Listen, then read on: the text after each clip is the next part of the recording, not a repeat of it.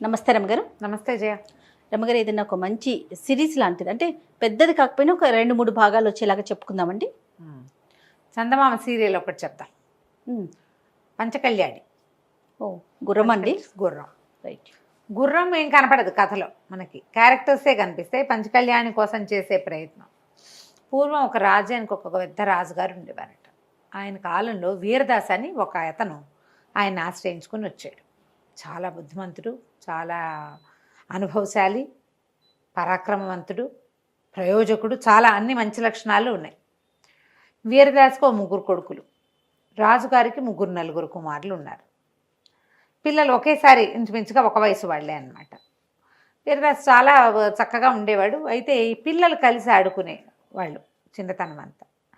పిల్లలు పెరుగుతుంటే ఏమవుతుందంటే, క్లాస్మేట్స్ లేదా ఏదైనా ప్లేమేట్స్ అనుకో, రాజుగారి పిల్లలకు ఒక ప్రత్యేకత, ఉద్యోగస్తుల పిల్లలకి కొంచెం తక్కువ ప్రత్యేకతలు ఉంటాయి. అవును, అంతేగా ప్రయారిటీస్ ఎక్కువ ఉంటాయి కదండి. కదా, వాళ్ళకి ఇచ్చే టాప్ ప్రయారిటీ వేరు, వీళ్ళకి ఇచ్చేది వేరు. అవును, ఆ తేడాలు తెలుస్తూ ఉండేవి. ఏదో చిన్నగా తగాదాలు అవుతూ ఉండేవి. పిల్లల తగాదాలని ఎప్పుడు నాన్నలు వాళ్ళు కల్పించుకునేవాళ్ళు కాదు.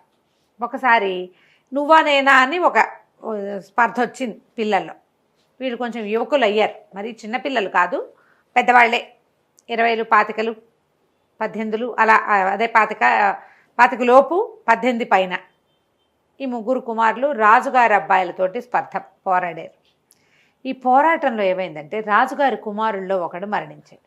అయ్యో, గగ్గోలెత్తిపోయింది రాజ్యం అంతా. పిల్లల్ని తండ్రిని పట్టుకున్నారు. పట్టుకుంటే రాజు అన్నాడు, నేను ఈ పిల్లల విషయంలో ఇలా తప్పు పట్టలేకపోతున్నాను, కానీ నువ్వు ఒకటి ఆలోచించు. నా కుమారుల్లో ఒకరి మరణానికి కారణమైన నీ పిల్లల్ని వదిలేయాలా? ఇది ఆటగా మొదలై మరణానికి దారితీసింది. నేనేం చేయాలి ఇప్పుడు? సరే, ఒక పని చెయ్యి. నీకు అసాధ్యమైన ఒక పని చెప్తా. నీ కుమారులతో సహా వెళ్ళి దాన్ని సాధించుకురా. సాధించుకుని రాలేకపోతే నీకు మరణం తప్పదు, నీకు కుమారులకి కూడా. ఒకవేళ నువ్వు సాధించుకొస్తే నిన్ను నేనేం చేయను, అప్పుడు కూడా నేను నిన్నేం చేయను. కుమారులను మాత్రం దండించి తీరుతాను.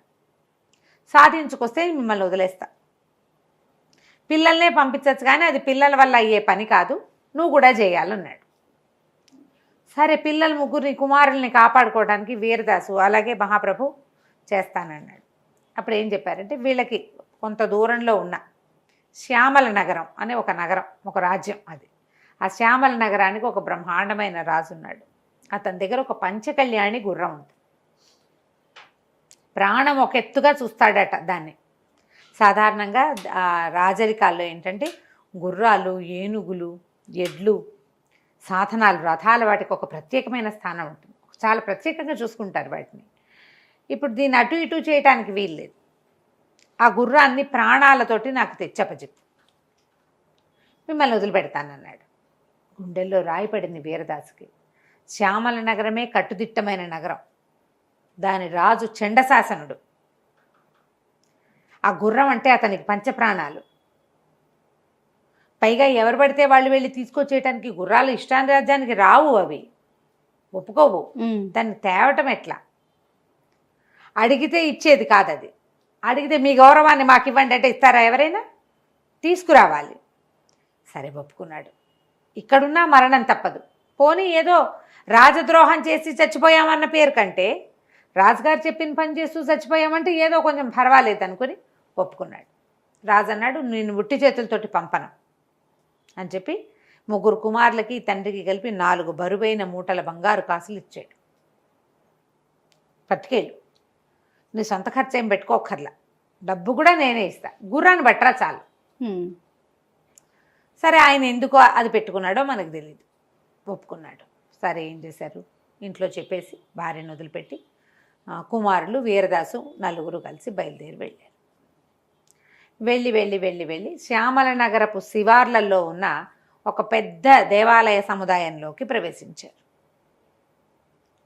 ప్రవేశించాక అక్కడ ధర్మకర్త ఒక ఆయన ఉన్నాడు. అదేంటంటే దేవుడి మాన్యం, దేవాలయం అవతలకుండి వీళ్ళు వెళ్ళిన సముదాయాలు, భవన సముదాయం ఏంటంటే దేవుని మాన్యం, ఆ భగవంతుడి కోసం చేయబడుతున్నటువంటి వ్యవసాయ భూములు. అవన్నీ బస్తాల కొద్దీ చిట్టు, తవుడు, గడ్డి అవి ప్యాక్ చేసి ఉన్నాయి. ఆ దేవుడి మాన్యపు గడ్డి అదంతా కూడా రాజుగారి అశ్వశాలకి వాటికి తరలించబడుతుంది. అశ్వశాలకి గోశాలకి వెళ్తుంది. చాలా గ్రాండియర్ ఉంది అక్కడ. ఎన్ని బళ్ళున్నాయో, ఎంతమంది మనుషులు ఉన్నారో. సరే, ఇతను ఏం చేశాడు, ఆ దేవాలయం ధర్మకర్త దగ్గరుండి ఈ కమతం అంతా చూసుకుంటాడు.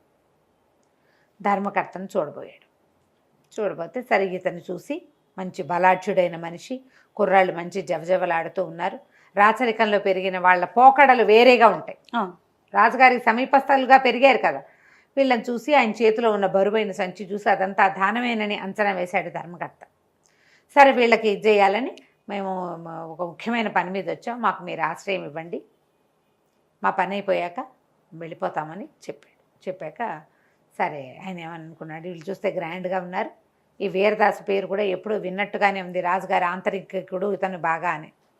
సరే, ఏం చేశాడు ఆయన, లోపల పిలిచాడు, వీళ్ళకి భోజనాధికాలన్నీ ఏర్పరిచాడు. కొంచెం శుభ్రంగా స్నానాలు చేసి తండ్రి కొడుకులు భోజనం చేశారు. పిల్లల్ని పడుకోమన్నాడు. కుమారులు నిద్రపోయాక ధర్మకర్తని దగ్గరికి పక్కకి తీసుకెళ్ళి జరిగిందంతా చెప్పేశాడు.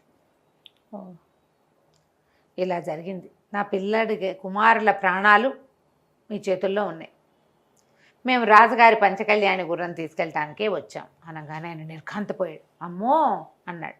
ఈ వీరదాస్ ఏం చేశాడు, ఈ బంగారపు మూట ఉంది కదా, ఇతను నవర్సుల మూట, కాసులు ఇచ్చాడు కదా రాజుగారు, ఆ కాసుల మూట ఎత్తి చేతిలో పెట్టాడు. మీకు ఇచ్చేస్తున్నా, ఇది మమ్మల్ని అశ్వశాలలో ప్రవేశపెట్టండి చాలు, మీరు ఇంకే సహాయము చేయక్కర్లా నాకు. తను చాలా ఆలోచించాడు ధర్మకర్త. అయ్యా అది కాదండి, దొరికారంటే చంపేస్తారు, మీ చావుకి నేను కారణం అవుతాను, మీ అంతటా మీరు ఇక్కడ ఏదో ప్రయత్నం చేసి వెళ్ళారంటే ఒక రకము అంటే, ఇతను ఏమన్నాడంటే, కాదండి, మేము అక్కడ రాజద్రోహ నేరం కింద నా పిల్లల్ని అరెస్ట్ చేస్తారు, నా పిల్లల ముగ్గురిని చంపేస్తే నేను నా భార్య బతికుండం, మా జన్మాంతం వీరదాసు కొడుకులు రాజద్రోహులు అన్న మాటే నేను మోసుకోవాలి, ఒకవేళ నేను బతికుంటే. నేను చచ్చినా మా కుటుంబీకులు ఎవరైనా మా బాబాయ్ కొడుకులు మామయ్య కొడుకులు వచ్చినా వీరదాస వాడు రాజద్రోహి కదా అన్న మాటే మేము అనిపించుకోవాలి.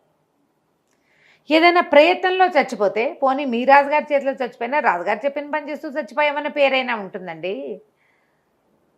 ఇది అసంఘటిత కార్యాన్ని చేయడానికి పూనుకున్నాడు సాహసి వీరదాసు, వాడి కొడుకులు సాహసులు, ఆ పేరు ఎలా ఉంది, రాజద్రోహి పేరు ఎలా ఉంది. కాబట్టి నేను ఇదే కోరుకుంటున్నాను, దయచేసి ఈ డబ్బు ఉంచుకోండి మీ దగ్గర, మీరు మమ్మల్ని ప్రవేశపెట్టండి. అంటే ఆయన బాగా ఆలోచించామన్నాడంటే, మీరు నన్ను నమ్మి ఇంత మాట చెప్పారు, ఇంకొకళ్ళు అయితే మిమ్మల్ని ఇక్కడే అరెస్ట్ చేయించేవాళ్ళు, కానీ ఇది భగవంతుడి మాన్యం, దేవుడికి ఒక మాన్యంలో జరిగే వ్యవహారాలు ఏవి కారణం లేకుండా జరగవని నమ్ముతాను నేను.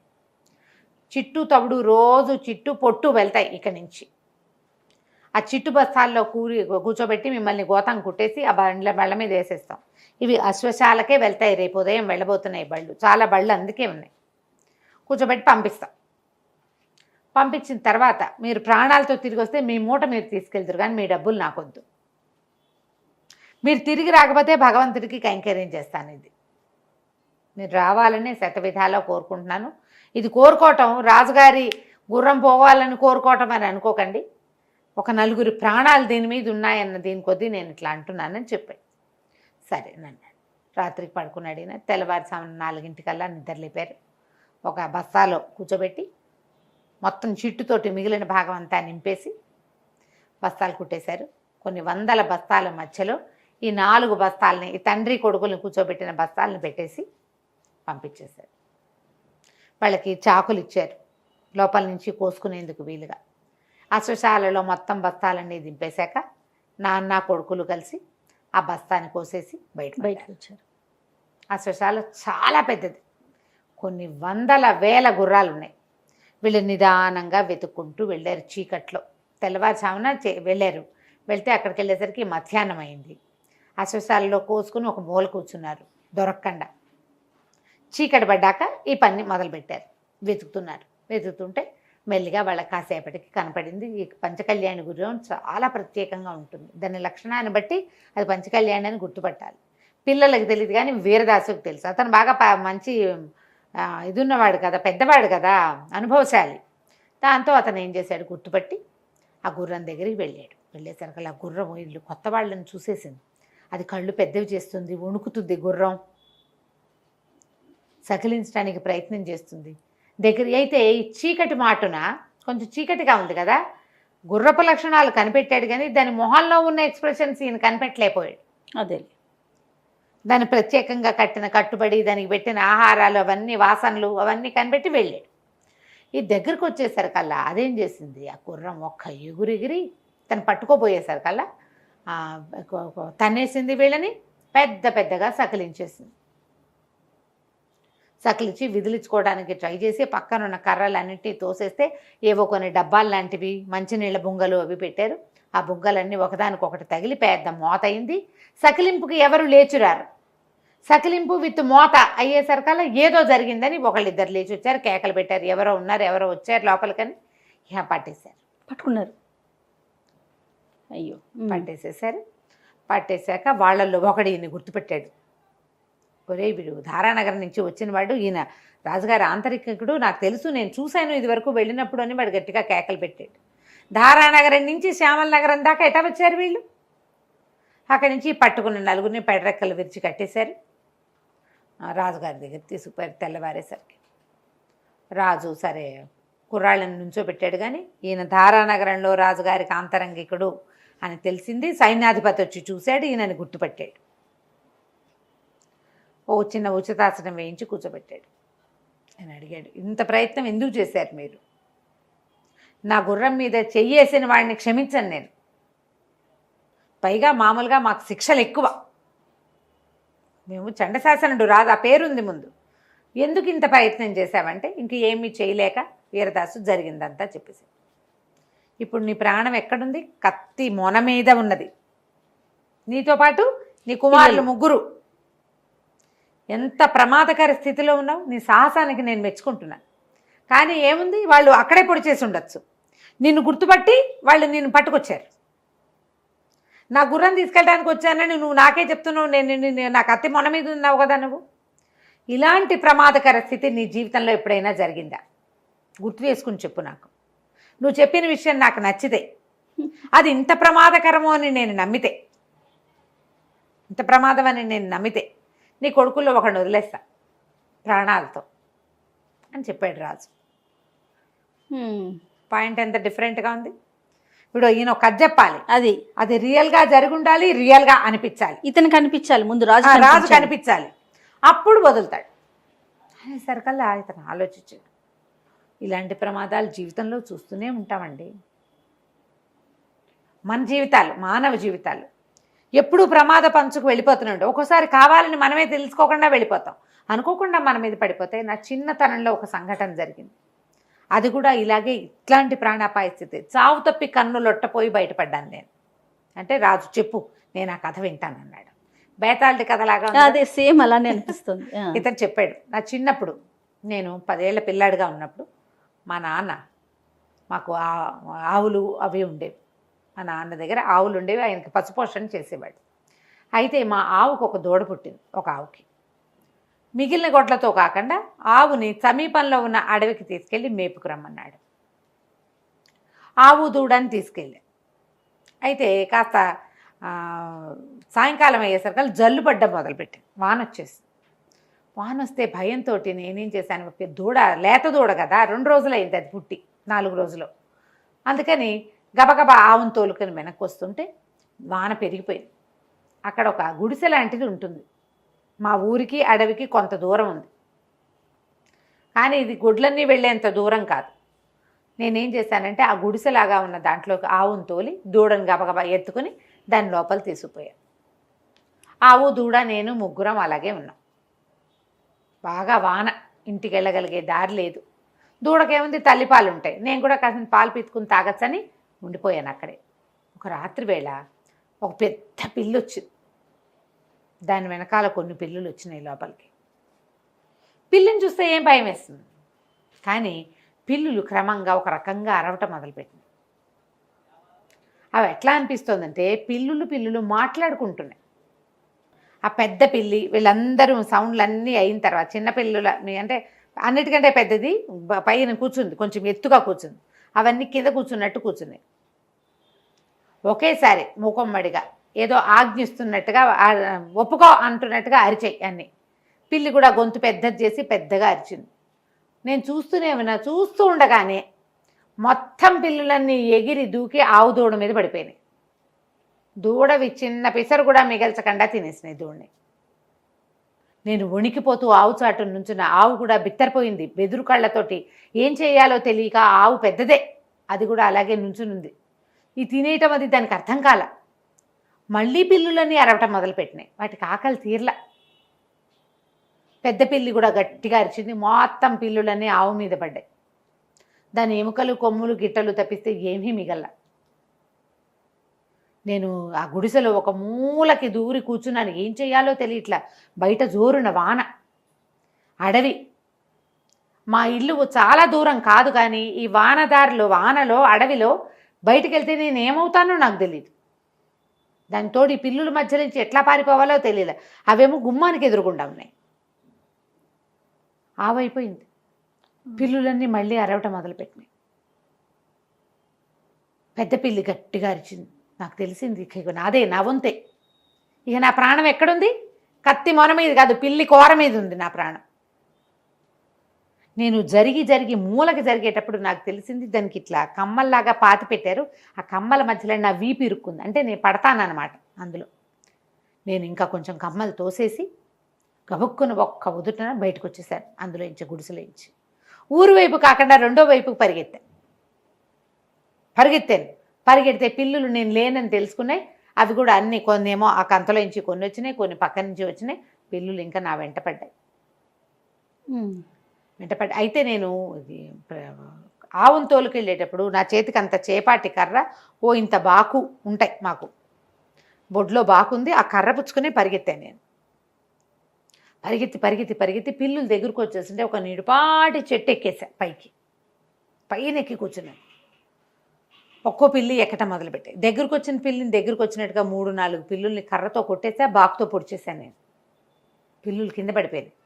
అక్కడి నుంచి పిల్లులన్నీ చెట్టు చుట్టూతా చేరి నిలబడి ఉన్నాయి కింద.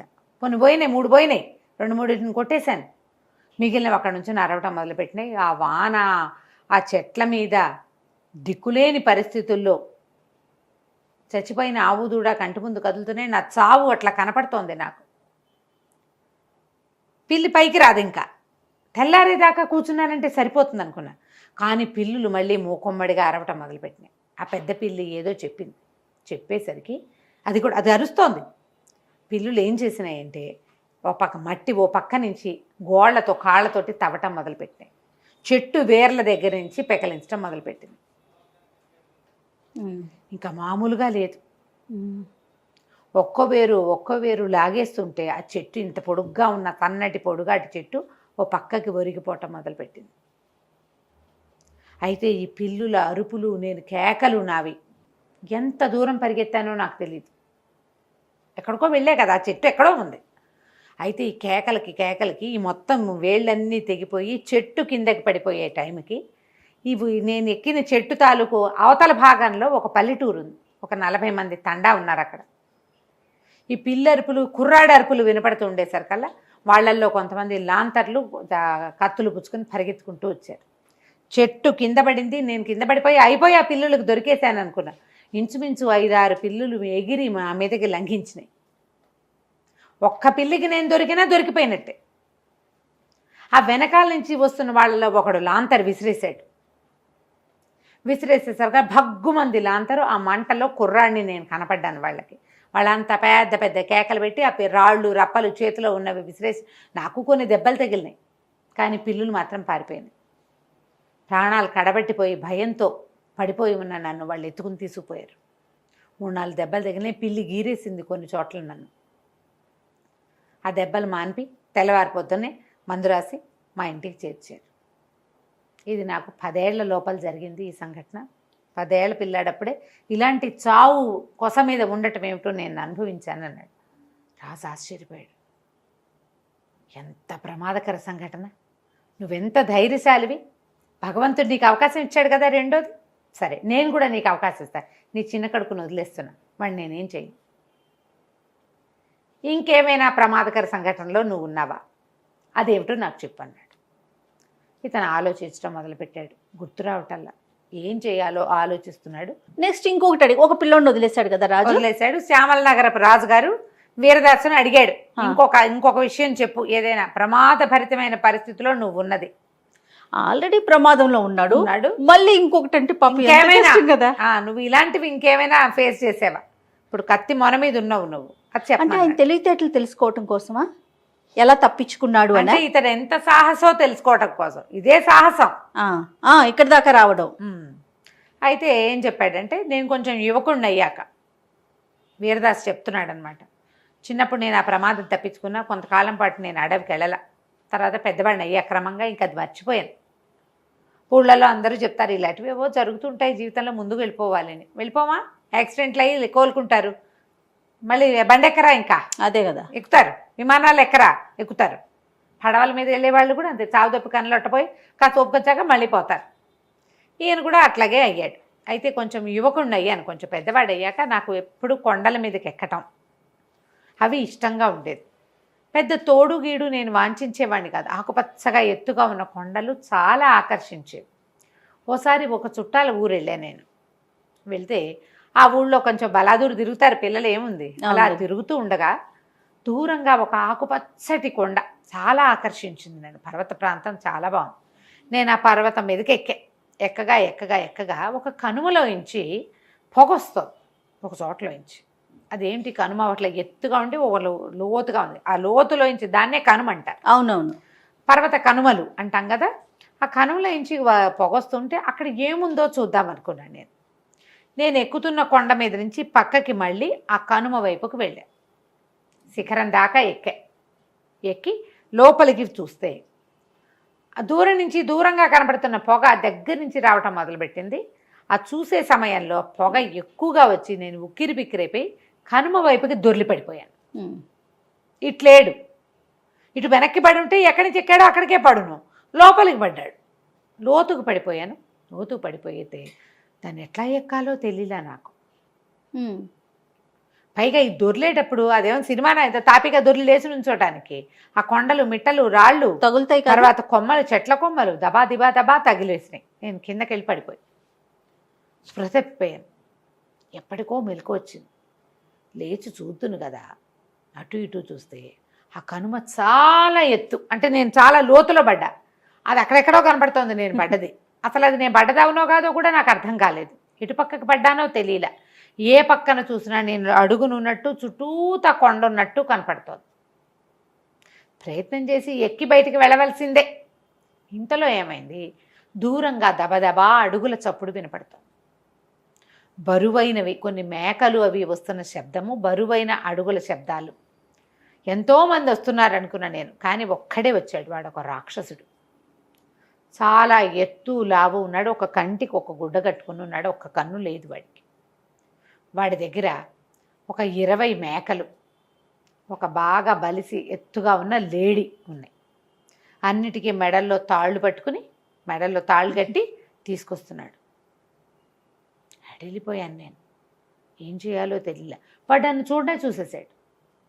చూసేసి వచ్చావా, బాగుంది, ఎంత రుచికరమైన ఆహారం దొరికింది, ఎంతో బాగున్నావు, రా నేను అప్పడంలాగా కరకర నవిలి మింగేస్తానన్నాడు. నాకు కాళ్ళలోకి జారిపోయింది నా ప్రాణం.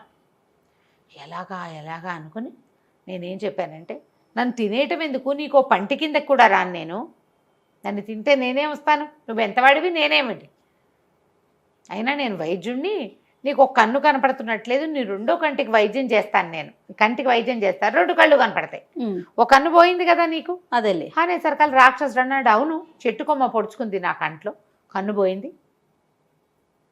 ఓ కన్నుతోటే చూస్తున్నాను నేను అన్నాడు. అనేసరికల నేనేం చెప్పాను, వీరదాస్ చెప్తున్నాడు అనమాట, ఎందుకు నేను నీ కన్ను రిపేర్ చేస్తాను అని చెప్పి, నువ్వు కూర్చో, నేను నీకు మంచిగా వైద్యం చేస్తానని చెప్పాను. సరే, అతనేమో ఆ మేకలన్నింటినీ ఒక గుహలోకి తోలాడు, లేడిని కూడా గుహలోకి తీసుకుపోయాడు, నన్ను కూడా గుహలోకి రమ్మన్నాడు. లోపలకు పొయ్యి సామాన్లు అన్నీ ఉన్నాయి. నేనేం చేశానంటే, ఒక చుట్టుపక్కల ఉన్న గడ్డి గాదం అన్నీ తీసుకొచ్చాను. వాడి నుంచి తప్పించుకోలేను నేను. ఆ లోపల వాడు అన్నం వండుకునే గంగాళాలు, మాంసం వండుకునే పాత్రలు చాలా ఉన్నాయి. పెద్ద పొయ్యి వెలిగించింది. ఆ వెలిగించిన పొయ్యి మీద ఈ గంగాళం పెట్టి గడ్డి గాదం ఆకులు గీకులు అన్నీ వేసి మసలు పెట్టా. ఈ నీళ్లతోటే నీకు వైద్యం చేస్తానన్న. వాడు వైద్యం చేయించుకోవటానికి చక్కగా కింద కూర్చుని నేను పట్టుపాడిని. వాడు రాక్షసుడు 8 అడుగులు 9 అడుగులు ఉన్నాడు, నేను 5-6 అడుగులే ఉన్నా, 5-5.5 అడుగులు ఉన్నా. ఇంకా కుర్రాడు, 18 ఏళ్ళ వాడు. వాడు కింద కూర్చుని నాకు కంట్లో మందేయించుకోవటం కోసం రెడీగా కూర్చున్నాడు. నేను ఆ నీళ్లు కలుపుతున్నట్టు, నీళ్ళు వాసన చూస్తున్నట్టు, రుచి చూస్తున్నట్టు బోల్డ్ అంతా వేషం వేశాను అక్కడ. మేకలు లేడీ వాటి దారిన అవి ఉన్నాయి, వీడు తప్పిస్తే ఇంకెవ్వరూ లేరు. నేనేం చేశానంటే ఆ వేడి నీళ్ళలో కంటికి ఆవిరి పెడుతున్నట్టుగా నటించి నా దగ్గరున్న చిన్న బాకుతోటి 2వ కన్ను కూడా పొడిచేసేవాడిది. పొడిచేసరికి పెద్ద పెద్ద కేకలు పెట్టేశాడు రాక్షసుడు. ఊరు దుర్మార్గుడా, నిన్ను నమ్మితే ఓ కన్ను లేని వాడిని 2వ కన్ను కూడా లేకుండా చేసావా, నేను చంపేస్తానని చేతులు విసిరాడు. నేను అందలేదు, గుహలోంచి పారిపోయాను.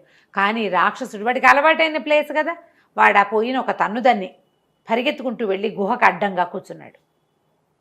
నేను గుహలో ఇరుక్కుపోయాను, బయటికి పారిపోలేను. వాడు కన్ను కనపడితే నా వెంట పడతాడు. 2వ కన్ను పొడి చేసి పారిపోదాం అనుకున్నా, వాడేమో గుహ గుమ్మానికి కూర్చున్నాడు. నేనేం చేయను, ఆ మేకల వెనకాల నక్కి కూర్చున్నాను. అక్కడ ఏవీ తినటానికి లేవు, తిండి లేదు, తిప్పలు లేవు. రాత్రంతా ఉన్నాను అలాగే.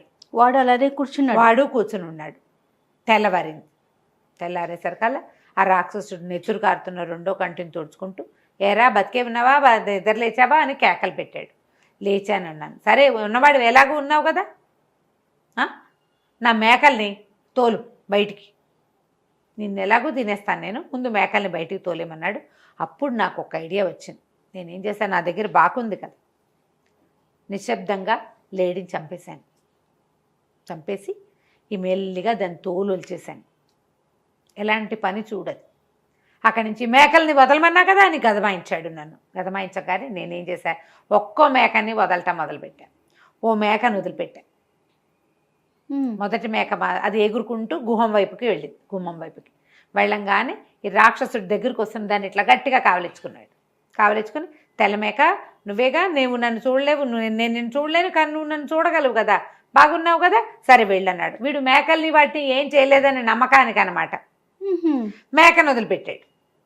నేను ఈ లోపల లేడి తోలు ఒలుస్తూనే, లేడేమిటి దాన్ని నోరు కట్టేసి చంపేశాడు. అది అరవడానికి వీల్లేదు. మేకలు మామూలుగా మేమే అంటాయి, వాటికి చంపటాలు నరకటాలు ఏమి అర్థమై చావు, మామూలుగా ఉంటాయి. 20 మేకల్ని ఒక్కో మేకని 5-5 నిమిషాల గ్యాప్లో వదిలిపెడుతూ ఆ సమయం మొత్తంలో లేడి చర్మాన్ని మొత్తాన్ని ఒలిచేశాను. మాంసాన్ని పక్కకు తోసేసి ఆ లేడి చర్మాన్ని కప్పుకుని, నా లేడిని కూడా వదిలిపెట్టేయి అన్నాడు. ఆ చర్మాన్ని కప్పుకుని నేను వెళ్ళిపోయాను బయటికి. వాడు అన్ని మేకల్ని కావలించుకుని ప్రతిదాన్ని కొమ్ములు సవరించి దాని పేరు పెట్టి పిలుస్తూ దాన్ని వదిలిపెట్టాడు. ఈ లేడిని కూడా కావలించుకున్నాడు. వాడికి లేడి చర్మము కొమ్ములే తగులుతాయి. ఆ లేడీ, నువ్వు నన్ను చూడలేవు, అదే నువ్వు నన్ను చూడగలవు, నేను నిన్ను చూడలేను, అయినా నిన్ను ముట్టుకుంటేనే నాకు సంతోషంగా ఉంది, పద బయటికి అని వదిలేశాడు. నేను ఆ లేడి చర్మం కప్పుకొని బొక్క ఊదుటని బయటకు వచ్చేసాను. మేకలు లేడీ అన్నీ బయటికి వెళ్ళిపోగానే రాక్షసుడు పెద్ద పెద్ద గొంతుతోటి అరవడం మొదలుపెట్టాడు.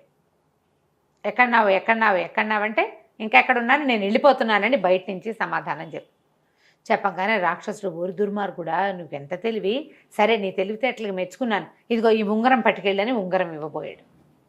నేను నీ దగ్గరికి రాను, వస్తే నువ్వు నన్ను చంపేస్తావు అంటే, కాదురా, నువ్వెంత తెలివిగలవాడివి, నీలాంటి తెలివిగల మనిషిని చూడనే లేదు నేను, అస్సలు చూడలా, కాబట్టి నువ్వు ఈ ఉంగరం తీసుకో, నువ్వు వెళ్ళిపో, కనుమ దాటి వెళ్ళిపో, నీ ఓపుకుంటే అన్నాడు.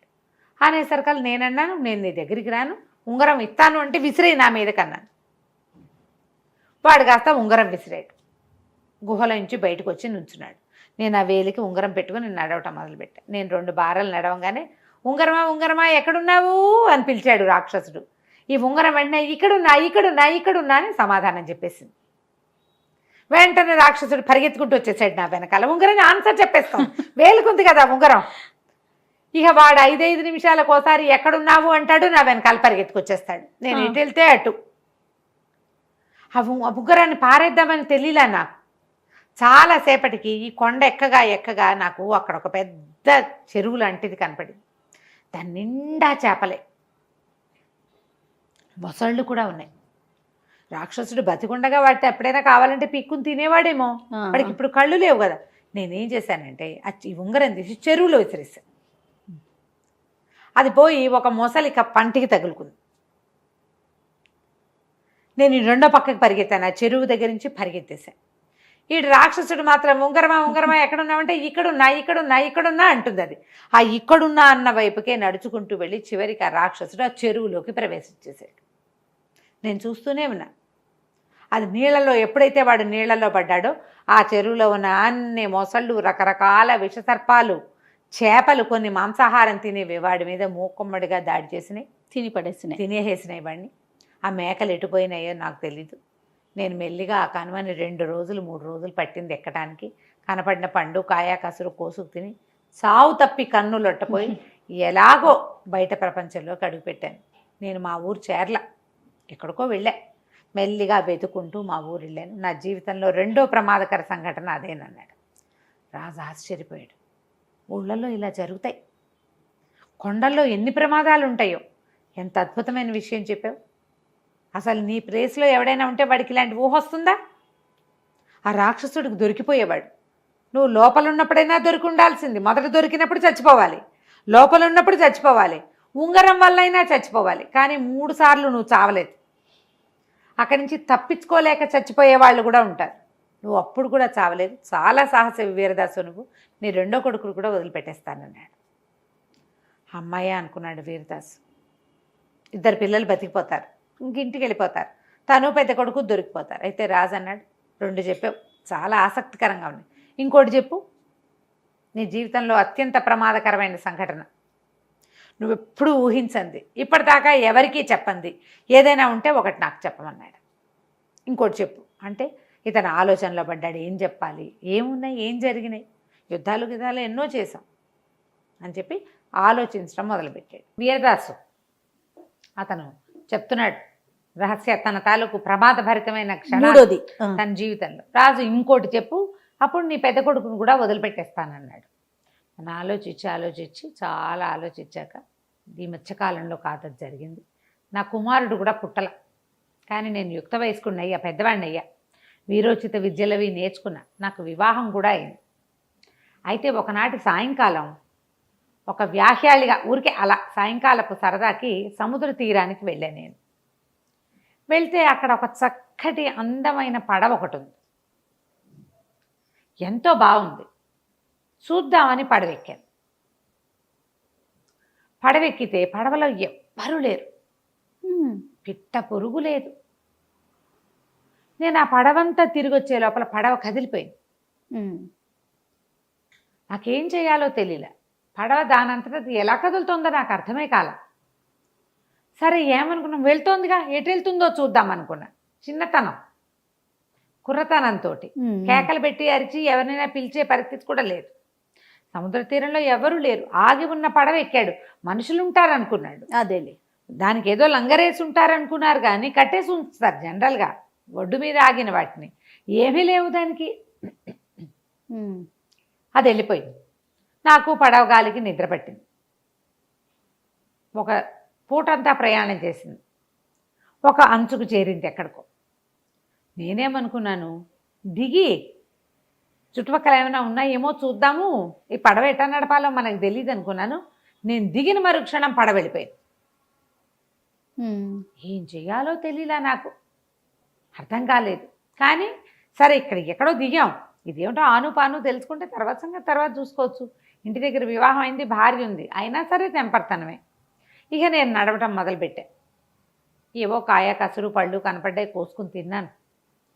సముద్రపు గాలి, వెదర్ బాగుంది. అది ఒక పచ్చటి, ఒక ఏకాంతంగా ఉన్న ఒక ద్వీపం. ఓ పక్కకు ఉన్నట్టుంది. ఈ సముద్రపు అలలు అవి తగులుతూ ఇసుక అది అందంగా ఉంది, మంచి ఆకుపచ్చగా అందంగా కనపడుతోంది. నడుస్తూ వెళ్ళి ఇక ఎక్కడికి నడవాలో తెలియక, మనుషులు ఎవ్వరూ కనపడక ఓ చెట్టు ఎక్కి కూర్చున్నాను. మాగన్నుగా నిద్రపట్టింది. చెట్టు మీద దించి జారి పక్కకు పడ్డాక నాకు తెలిసింది నేను ఒక ఎత్తు ప్రదేశం మీద ఉన్నాను. డౌన్లో జరుగుతున్న సంగతి ఏదో నాకు కనపడుతోంది. ఆ డౌన్లో ఒక అమ్మాయి ఓ 25 26 4 ఉంటాయి. ఓ ఏడనర్థం ఏడాది దాటిన ఒక చంటి బిడ్డని ఎదురుగుండా పెట్టుకుని ఒక కత్తి పెట్టి వాడిని ఇట్లా పడవడానికి ట్రై చేస్తోంది. వాడు పిల్లాడు తను పొడుస్తోంది అనుకోవటల్లా, చంటాడికి ఏముంది, కత్తి చాకు ఏదో ఒకటి అది పుచ్చుకొని లాగుతున్నాడు. ఈ అమ్మాయి వాడిని విదిలిస్తుంది, చెయ్యి వెనక్కి తీసుకుంటుంది, మళ్ళీ అంటుంది, వాడు పట్టుకుంటాడు, కిచకిచా నవ్వుతాడు పిల్లాడు, కత్తి పుచ్చుకుని లాగుతున్నాడు, తల్లి పిల్లాడు లాక్కుంటున్నట్టుగా ఉంది. నాకు అర్థం కాలేదు, పిల్లాడిని చంపేస్తుంది అనుకుని గబగబా వెళ్ళి, ఎవరమ్మాయి నువ్వు, ఏం చేస్తున్నావు? నా వల్ల కావట్లేదు అయ్యా వీడిని చంపటం అంటే. వాడిని చంపటం ఎందుకమ్మా, చంటి బిడ్డని చంపటం ఎందుకు, నువ్వు ఏమిటి అని అడిగాను. అడిగితే ఏం చేయను, నా పిల్లాడే వీడు, చంపలేకపోతున్నాను, చంపితే కానీ కుదరదు. చంపటం ఏమిటి, ఇక్కడ ఎవ్వరూ లేరు, నువ్వు అసలు ఎట్టా వచ్చావు, నేను అదేదో దిక్కుమాల పడవెక్కి వచ్చాను, ఎవరు పిట్ట పురుగు లేని చోట శుభ్రంగా ఉన్నావు, చిన్నపిల్లలే ఉన్నావు, నువ్వేమిటి ఈ చంటి పిల్లాడేమిటి, వాడిని చంపటం ఏమిటి నువ్వు అంటే, ఏం చేయను నాయనా, వీడిని వండి రాక్షసుడికి అన్నం పెట్టాలి, నేను పొయ్యి మీద గంగాళం కూడా పెట్టొచ్చాను, వీడిని చంపి అందులో పడేయాలి అనగా నిర్ఘాంతపడి, రాక్షసుడు ఉన్నాడా, పసిబిడ్డని చంపి వాడికి పెడతావా అని అడిగాను. అడిగితే పెట్టాలి, నేనేమో తెలియక సముద్ర తీరాన పిల్లాడిని కాసేపు ఆడించడానికి తీసుకొచ్చేసరికల్లా అక్కడ ఏదో పడవ కనపడితే పిల్లాడి చేతులు ఆడిస్తున్నాడని ఊరికే పడవెక్కి చూపిద్దామని ఎక్కంగానే అది కదిలి వచ్చేసింది, కేకలు పెట్టినా ఎవరూ పలకలేదు, అది లాక్కొని వచ్చి తీసుకొచ్చి ఈ ద్వీపంలో దింపింది. ఏం చేయను మరి, పిల్లాడు ఉన్నాడా, నాకు తిండి తిప్పలవాడు, నా పాలు తాగినా నేను ఏదో ఒకటి తినాలి కదా, ఏడాది దాటిన పిల్లాడు, వాడికి తిండి కావాలి, కొన్ని తల్లిపాలున్నా తల్లికి తిండి కావాలి కదా. దిగాను, అంతా వెతికేసరికల్లా ఇక్కడ ఒక రాక్షసుడికి దొరికిపోయాను, వాడికి ఏమైనా వండి పెట్టాలి, వంట చేసి పెడుతున్నాను, పిల్లాడిని చంపి పెడతావా పెట్టవా అంటున్నాడు, చంపి పెడతానన్నాను, ఆ పెడతానంటే వీడిని చంపలేకపోతున్నాను పసిపిల్లాడిని అని వలవలా ఏడ్చింది. ఏడవంగానే నన్ను ఏం చేసావంటే, నేనేం చేయను, వాడు పొయ్యి వెలిగించి దాని మీద గంగాళం ఎక్కించి పెట్టాడు, గంగాళంలో నీళ్లు నేనే పోసొచ్చాను, చంపేసి పిల్లాడిని అందులో కూర్చోబెట్టాలి. సరే పద ముందు అక్కడికి వెళ్దామని చెప్పి ఆ చంటి పిల్లాడిని తల్లిని పుచ్చుకుని ఆ గంగాళం దగ్గరికి వెళ్ళాను. వెళ్ళేసరికల్లా అక్కడికి గంగాళం కింద మంట పెట్టి నీళ్లు మా సలసల్లాడిపోతాయేమని మంట అమ్మాయి చిన్నది చేస్తోంది, వాడు వచ్చి పెద్దది చేస్తున్నట్టు రాక్షసుడు. మంట పెరిగితే ఇంత పెద్ద గంగాళం అది మరగాలి కదా. సరే ఇదేం చేశాడు, దగ్గరికి వెళ్ళి చూసేసరికల్లా రాక్షసుడు ఇంకా దగ్గర లేడు. గంగాళం నేనేం చేశాను, మంట కొంచెం చిన్నది చేసి పిల్లాడిని అవతల ఎక్కడైనా దాచేయి గంగాళంలో పెట్టానని చెప్పు అని పోయి నేను గంగాళంలో కూర్చున్నాను. ఆ గంగాళంలో వీరవదాస్ ఎక్కి కూర్చున్నాడు, గంగాళం మీద మూత వేసుకుని లోపల కూర్చున్నాడు. ఏదో కాస్త వేడిగా ఉంటుంది అంతే కదా, సన్న మంట, ఆ గంగాళం ఇత్తడికి అది వేడెక్కాలి కదా. సరే ఇతను ఏం చేశాడు, కింద 2 చెక్కముక్కలు ఈ చెట్టు కొమ్మలు విరిచి గంగాళంలో పడేసి అందులో కూర్చున్నాడు. కూర్చునేసరికల్ రాక్షసుడు వచ్చాడు ఇందులోకి. చంపేశావా అని అడిగాడు. చంపాను, ఇందులో పడేశాను అంతే. సరే అని వాడు వచ్చి దగ్గర కూర్చుని మంట పెట్టడం మొదలుపెట్టాడు. దగ్గర కూర్చుని మంట పెడితే కాలదు. ఈ అమ్మాయికి ఏం చేయాలో తెలియదు, అమ్మాయి అటు ఇటు తిరుగుతాను, దానికి ఏం చేయాలో తెలియట్లా. నేనేమో గంగాళంలో ఉన్నాను, క్రమంగా నీళ్లు వేడెక్కి కాళ్ళు కాలిపోవటం మొదలుపెట్టినాయి. 2 చెట్ల కొమ్మలు వేసాడు, ఎంతసేపు కాస్తాయి అవి, అదే కదా, వేడికి మెల్లిగా వేడెక్కిపోతాయి కదా. అయితే ఇంతలో ఏమైంది, రాక్షసుడు కొద్దిగా వాడికి ఆ పొయ్యి పక్కన కూర్చున్నాడు కదా, మాగన్నుగా నిద్రపట్టింది.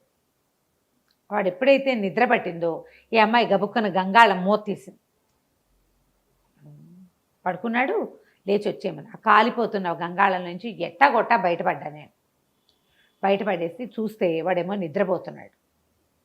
ఈ అమ్మాయి పిల్లాన్ని ఎత్తుకుని ఒక పక్కన నుంచింది. ఏం చెయ్యాలి మాకు తెలియదు, ఎలా బయటపడాలి, ఎట్లా బయటపడాలో తెలీదు, ఎటు వెళ్తే వాడు ఏం చేస్తాడో తెలియదు. సరే ఇంతకీ ఏం చేసాం, ఈ లోపల అమ్మాయి ఆ మోతలు ఉన్న బల్లెని చూపించింది. ఆ బల్లెని చూపించి ఈ రాక్షసుడిని ఏదైనా చేయమని సైగ చేసింది. నేను అటు వెళ్ళి ఆ బల్లెని తీసుకొచ్చుకున్నా. రాక్షసుడు గాఢంగా నిద్రపోతున్నాడు. మొదట మాగన్నుగా పట్టింది నిద్ర, ఒళ్ళెరక్కండా పడుకున్నాడు. వాడు అన్నం తిండి తయారవుతోంది, నరమాంసం తినచ్చు అన్న ఉద్దేశంతో ప్రశాంతంగా పడుకున్నాడు. సరే నేను అటు ఇటు చూసి ఇంకెవరైనా ఉన్నారా ఏమిటి అమ్మాయిని అడిగా. ఎవ్వరూ లేరు, అక్కడ ఒక్క రాక్షసుడే ఉన్నాడు. ఆ పడవ వాడిదే, అదే ఇట్లా పిచ్చి మొహాల్లో ఉన్న మనుషుల్ని తీసుకొస్తుంది. దానికి వేరే దారి లేదు, ఆ పడవ నుంచి పడవ తప్ప దానికి రెండో దారి లేదు. అది రోజు లేదా కొన్ని వారానికి ఒక రోజు అక్కడికి వస్తుంది. నిర్ణీత సమయం తర్వాత నడిచి వచ్చేస్తుంది, మళ్ళీ వెళ్తుంది. మళ్ళీ వస్తుంటా పడవ అట్లా తిరుగుతుంటుంది. ఏ పిచ్చి విధమైన అందులో ఎక్కితే అది ఇక్కడికి వచ్చేస్తుంది. అట్లా ఆ అమ్మాయి వచ్చింది. 3 రోజులు తిరిగేసరికి, వారం తిరిగేసరికి నేను కూడా వచ్చాను. సరే ఆ బల్లెని తీసుకున్నాను. అలాగా ఇటు పక్క నుంచి నిలబడి ఆ రాక్షసుడి తలలో ఇంచి మొహం మీద నుంచి నేలలోకి పాతుకుపోయేలాగా ఆ బల్లెని వేసి గుచ్చేశాను.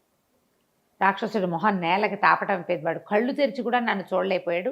గిలగిలా కొట్టుకుని మరణించాడు. సరే అక్కడే ఉన్న బేబో కాయ కసురు ఆ అమ్మాయి వంట చేసుకుంటోంది. కాస్త అన్నం పెట్టింది నాకు. పిల్లాడిని ఎత్తుకుని ఉంచుంది. ఏం చెయ్యాలి మేము సముద్ర తీరం వైపుకు వెళ్ళిపోయాం ఇద్దరం కలిసి. చూద్దాం ఏం జరుగుతుందని. విచిత్రంగా మమ్మల్ని ఇద్దరిని అక్కడికి తీసుకొచ్చిన పడవ రెడీగా నుంచుంది అక్కడ. అదేం చేస్తుంది, ముందు మనుషులు తిరిగే తీరం వైపుకి వెళ్తుంది. అది అక్కడ ఎవడైనా ఎక్కితే తీసుకొచ్చేస్తుంది. ఎవరు ఎక్కకపోయినా సరే దాని టైం అయ్యాక దాని అంతటా అది వచ్చేస్తుంది. అలా అలవాటుగా తిరుగుతోంది అనమాట. షట్లింగ్ చేస్తుంది అది. గభాలను మేమిద్దరం ఆ పడవలోకి ఎక్కేసాం. ఆ అమ్మాయి చంటి బిడ్డని ఎత్తుకుని వచ్చేసింది. ఇద్దరం ఎక్కాం. సముద్ర తీరంలో దిగాం. ఆ అమ్మాయి పిల్లాన్ని ఎత్తుకుని వెళ్ళొస్తానని చెప్పి వెళ్ళిపోయింది. ఆ అమ్మాయి ఎవరో కూడా నాకు తెలియదు. పిల్లాడు మాత్రం ముద్దులు మూటకట్టే పిల్లవాడు ఏడాది దాటినవాడు. నేను ఇంటికి వచ్చాను. ఆ తర్వాత మా నాన్నతోటి ఇవన్నీ చెప్తే ఇట్లాంటి ప్రమాదాల జోలికి వెళ్ళొద్దు, ఈసారి తప్పించుకున్నావు, ప్రతిసారి నీకు భగవంతుడు అవకాశం ఇవ్వడన్నాడు అని చెప్పేసరికల్ ఈ రాజుగారు ఒక కుర్చీలో కూర్చొని మాట్లాడుతున్నారు కదా, రాజు వీరదాసు. రాజుగారి కుర్చీ వెనకాల నుంచి ఒక నడివయసు ఆవిడ వచ్చింది. వీరదాసు బాగున్నావా, నువ్వు రక్షించిన పిల్లాడు వీడే అని రాజును చూపించింది. అబ్బా చూపించి, మరి నాయన వాళ్ళ నా ప్రాణాల రాక్షసుడి దగ్గర నుంచి నిన్ను నన్ను రక్షించిన వాడు ఇతనే, ఆ పడవలో తీసుకొచ్చి వదిలిపెట్టాడు, ఆ రాక్షసుడిని చంపి నిన్ను రక్షించాడు అని చెప్పి చాలా సంతోషించింది. సూపర్. రాజు ఆశ్చర్యపోయాడు. నేను ఈ కథని మా అమ్మ దగ్గర కొన్ని వేల సార్లు విన్నా, కానీ ఇలాంటివి ఎప్పుడైనా జరుగుతాయా అని చాలా ఆశ్చర్యపోయాను. ఇది నిజంగానే జరిగిందని నేను ఇవాళ నిజంగా నమ్ముతున్నా. మా అమ్మ చెప్తే నిజమే, కానీ ఎక్కడో ఒక అపనమ్మకం ఉండేది. నీకు వచ్చిన ప్రమాదాలు విచిత్రమైనవి, కానీ నువ్వు ఎంత ధైర్యంగా వాటిలో నుంచి బయటపడ్డావు. చాకచక్యంగా మీ అబ్బాయిని వదిలిపెట్టేస్తున్నా. నీ ప్రమాదాన్ని నమ్మాను నేను. తర్వాత నిన్ను కూడా నమ్ముతున్నా. నీ వల్లే ఇవాళ నేను రాజుగా ఉన్నా. ప్రాణాలతో ఇవాళ నీ సాహసం కూడా నాకు చాలా నచ్చింది. నీ 3 కుమారులను కాపాడుకోవటం కోసం నువ్వు ఇంత పని చేయటానికి, ప్రాణానికి ఇదయ్యి నలుగురు చచ్చిపోవడానికి కూడా సిద్ధపడి, రాజద్రోహ నేరం కాకుండా ఏదో రాజాజ్ఞ నెరవేరుస్తూ చచ్చిపోవడానికి సిద్ధపడిన నీ సాహసం నాకెంతో నచ్చింది. నా పంచకళ్యాణి నీదే, పట్టుకెళ్ళిపో. నా దగ్గర ఎన్నో అనేకమైన అమూల్యమైన రత్నాలు ఉన్నాయి మా ఖజానాలో. కొన్ని రత్నాలను కూడా నీకు ఇస్తానని బోల్డంత డబ్బు, వజ్రాలు, వైఢూర్యాలు, రత్నాలు అమూల్యమైనవి ఇచ్చి అతన్ని పంచకళ్యాణితో సహా పంపించాడు. ఈ నగరం నుంచి మళ్ళీ అక్కడికి వెళ్ళిపోయారు. సొంత ఊరికి వెళ్ళేసరికి ధారానగరానికి రాజుగారు చాలా సంతోషించి, ఇలాంటి సాహసం ఉండాలి, పిల్లల తగాదాల వల్ల ఇలాంటి ప్రమాదం వచ్చింది, ఇక ముందు ఇలాంటి ప్రమాదాలు రాకుండా చూసుకుందాము, నువ్వే నా ఆంతరంగిక సలహాదారుగా ఉండుగానని చెప్పేసి ఆ పంచకళ్యాణిని ఉంచుకుని ఇతన్ని కూడా తన కుమారులతో సహా తన ఆస్థానంలోనే మళ్ళీ అట్టు పెట్టుకున్నాడు. కథ కంచికి మనం